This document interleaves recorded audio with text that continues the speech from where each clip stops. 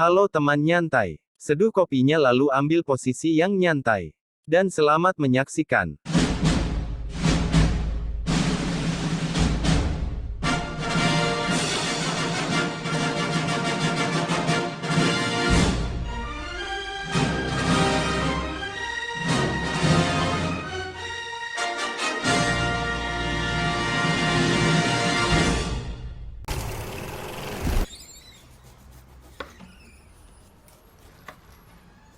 Awal cerita kita akan berfokus kepada bos marijuana yang bernama Michael Person.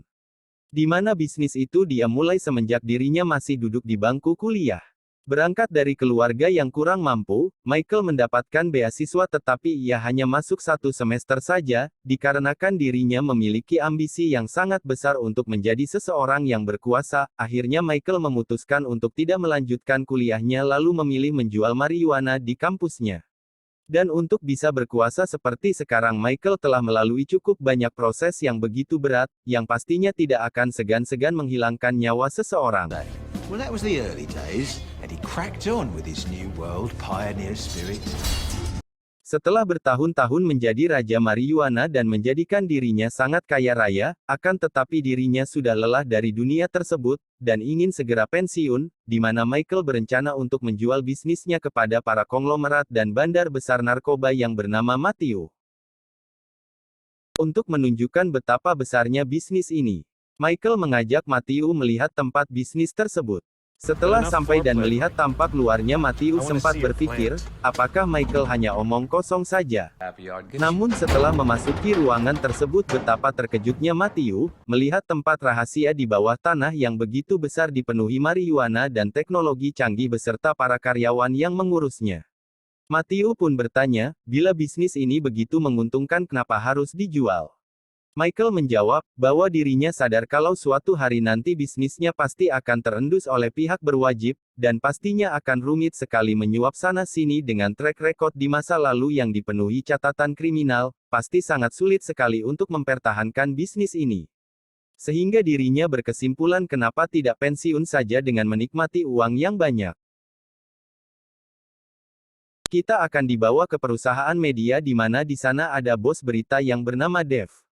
Yang pada saat itu pernah bertemu dengan Michael di suatu pesta di mana di situ Michael dengan sengaja tidak menanggapi salamannya Dave.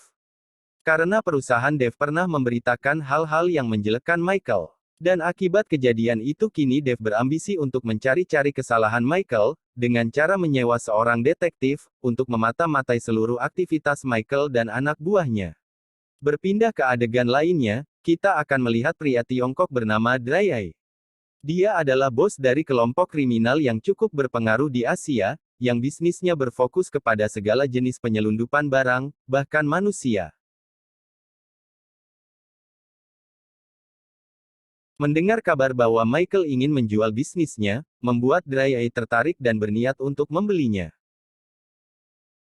Kembali ke kehidupan Michael, kita akan diperkenalkan istri Michael yang bernama Rosalind. Berbeda dari kehidupan istri bos lainnya, dirinya hidup mandiri dengan menjalankan usaha bengkel mobil. Sebagai seorang istri, Rosalind berpesan kepada Michael untuk selalu waspada dan hati-hati dengan keputusan pensiunnya. Karena akan ada banyak orang yang memperebutkan bisnisnya tersebut.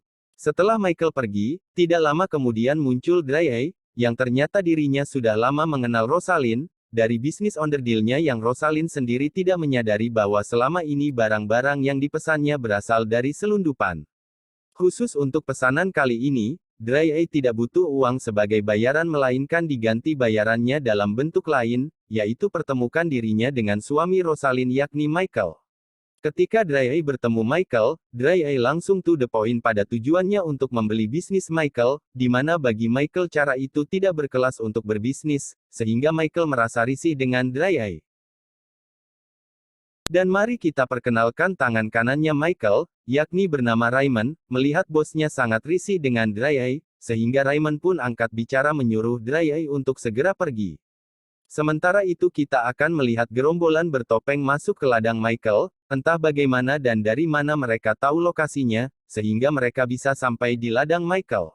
Tapi tentu saja di lokasi tersebut sudah ada penjaga, namun sayangnya penjaga itu hanya para orang tua, sehingga para pemuda itu bersemangat untuk merekam dan menghajar para orang tua itu. Hasilnya, tentu saja orang tua itu kalah.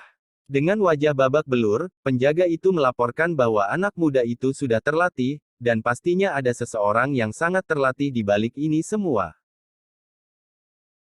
Di mana kita akan dibawa ke seseorang yang sangat terlatih, yakni seorang pelatih pemilik sasana, dan mari kita lihat kehebatannya.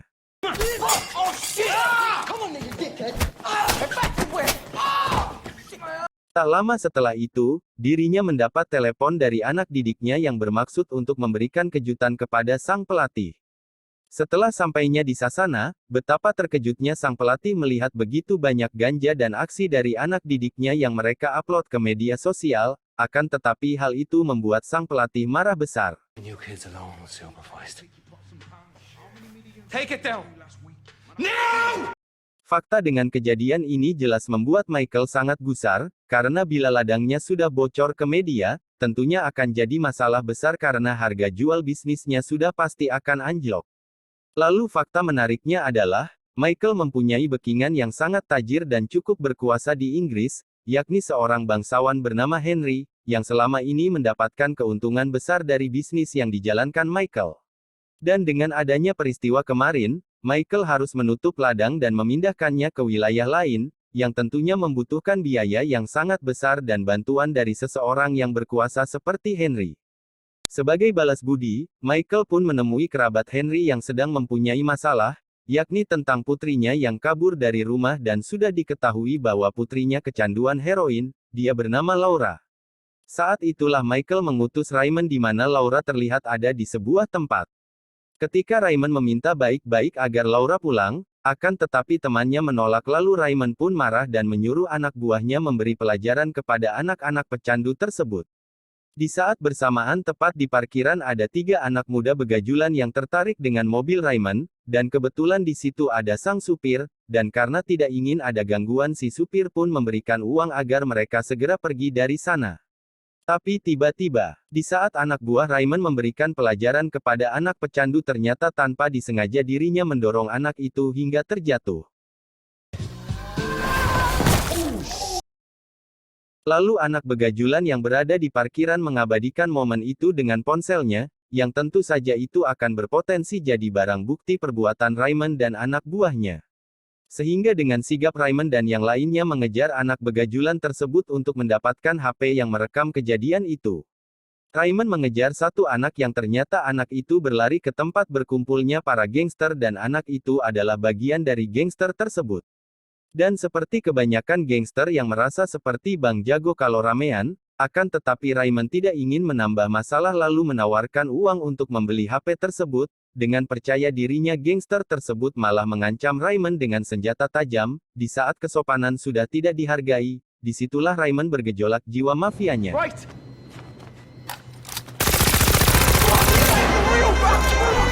Setelah Laura sudah berhasil dikembalikan kepada orang tuanya, Raymond pun langsung menemui Michael untuk melaporkan bahwa Laura telah kembali bersama kedua orang tuanya, namun ada insiden kecil yaitu tentang kematian pemuda bernama Aslan, yang tidak sengaja dilakukan anak buahnya, namun setelah ditelusuri ternyata si Aslan adalah anak orang kaya asal Rusia yang tentu saja berpotensi akan jadi masalah untuk kedepannya.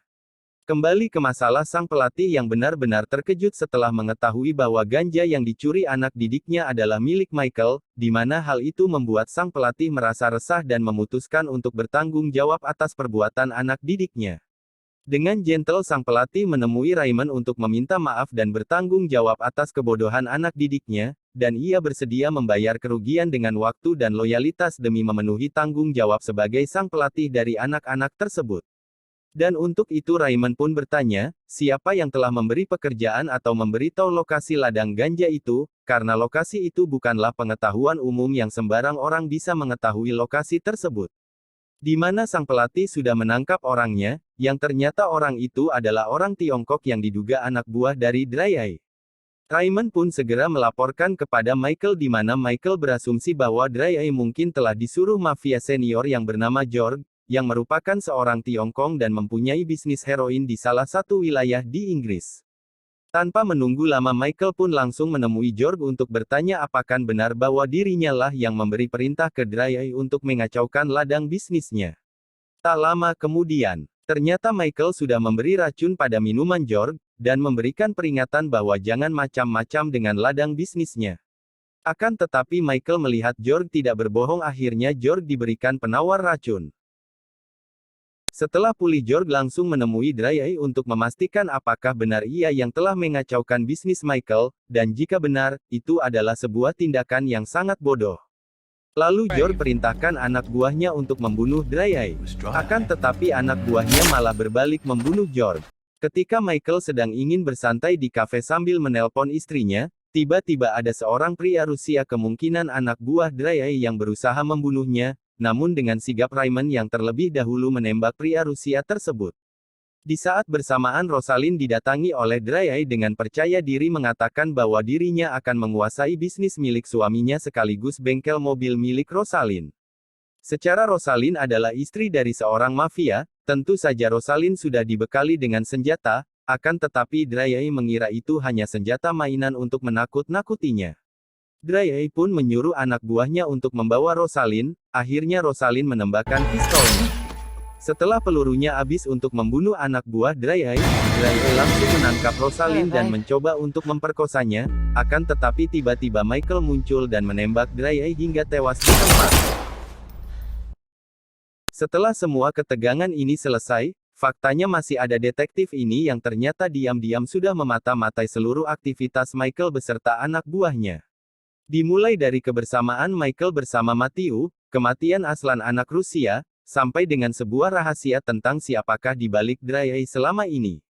Ternyata Matthew lah di balik semua ini, yang dengan sengaja bekerja sama dengan Dry Eye untuk mengacaukan bisnis Michael agar harga bisnisnya anjlok sehingga Matthew bisa membelinya dengan harga yang murah. Rupanya si detektif ini ingin mengkhianati orang yang telah menyewanya, yaitu bos berita bernama Dave, dengan menjual semua informasi ini kepada Michael dengan harga yang lebih tinggi dari si Dave. Berpindah ke adegan lain, bos Dave berencana untuk makan bersama dengan istrinya, lalu dikejutkan dengan beberapa pemuda yang menghadang dan menculik dirinya, yang tentu saja ini adalah perintah dari Raymond. Ketika sadar di situ sudah ada sang pelatih yang langsung memberikan peringatan untuk tidak mengganggu Michael atau bisnisnya lagi, karena jika tidak, maka video rekaman Dave yang semalam bercumbu dengan seekor babi akan disebarluaskan ke media. Di adegan lain, Michael menemui Matthew yang menjadi dalang dari semuanya. Pada awalnya Matthew selalu mengelak bahwa dirinya tidak mengenal Dry Eye, akan tetapi setelah Michael menunjukkan bukti kebersamaannya, akhirnya Matthew tidak bisa menyangkal lagi. Bagi Michael di dunia mafia sewajarnya memang selalu ada resiko yang besar, dan Michael tidak memasukkannya ke dalam hati, akan tetapi jika istrinya diganggu maka dirinya tidak akan pernah bisa menerimanya. Akhirnya Michael mengeluarkan pisau dan menyuruh Matthew untuk memotong bagian tubuhnya, terserah bagian mana saja yang penting beratnya minimal 1 kilogram. Setelah bos berita Dave diberi pelajaran, tentu saja si detektif sudah tidak bisa menjual semua informasi itu ke siapa-siapa lagi, sehingga informasi tersebut sudah tidak ada harganya, lalu sang pelatih memasukkan si detektif ke peti kecil yang hendak mereka buang ke sungai. Dengan situasi terdesak si detektif mengeluarkan jurus terakhirnya, yakni, sebuah informasi sangat penting. Anda ingat, ketika seorang pria yang mencoba membunuh Michael di sebuah kafe. Ternyata pria itu bukanlah utusan dari Dry Eye melainkan utusan dari pemerintahan Rusia yang merupakan mantan dari Badan Intelijen Rusia, yakni, orang tuanya Aslan, si pemuda yang terbunuh dalam misi penjemputan Laura. Dan alasan kenapa detektif ini bisa mengetahuinya adalah, karena dialah orang yang sudah menjual informasinya ke keluarga Aslan.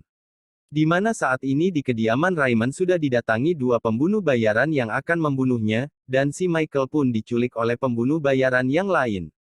Tak disangka ternyata sang pelatih beserta anak didiknya lah yang berinisiatif menyelamatkan Michael dan Raymond meski tugas mereka seharusnya sudah selesai. Beberapa hari berlalu setelah detektif berhasil kabur, ternyata dirinya mendatangi sebuah perusahaan hiburan, di mana semua informasinya sudah tidak laku lagi, lalu si detektif memilih untuk menulis skenario film seolah cerita dari informasi-informasi tersebut adalah sebuah fiktif belaka. Setelah detektif sudah dibereskan oleh Raymond, akhirnya Michael pun bisa hidup tenang walaupun rencana pensiunnya untuk sementara harus tertunda. Tamat. Terima kasih yang sudah menonton. Jangan lupa di subscribe dan like. Lalu komen film apa lagi yang akan kita review.